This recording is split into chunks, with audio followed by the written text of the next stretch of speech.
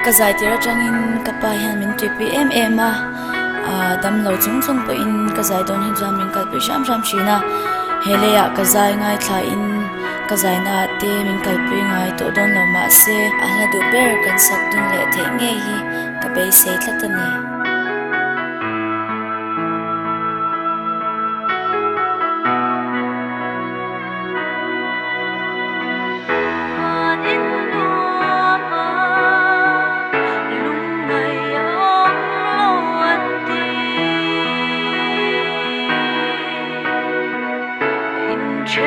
Anjin ho hin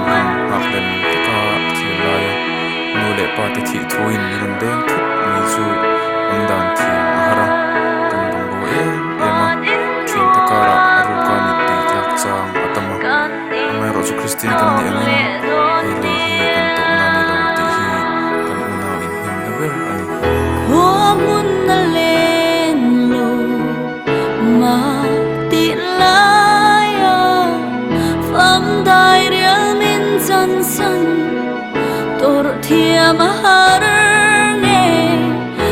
ingai loi thi kan no bang thelo eng kim mai hia van in min ngai ti re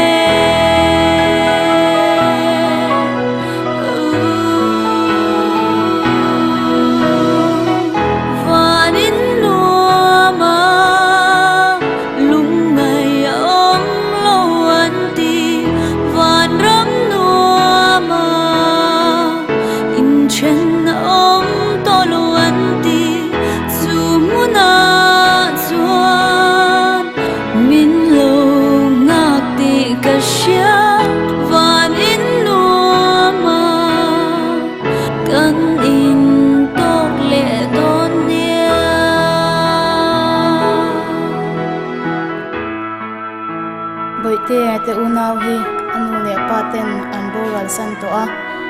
ke ni anu le pa chan chan te mi ki tang pe chuan an le na dom em a chung ko tu ma wan an wa ma an om ho le hi kan ha kel tak zet ani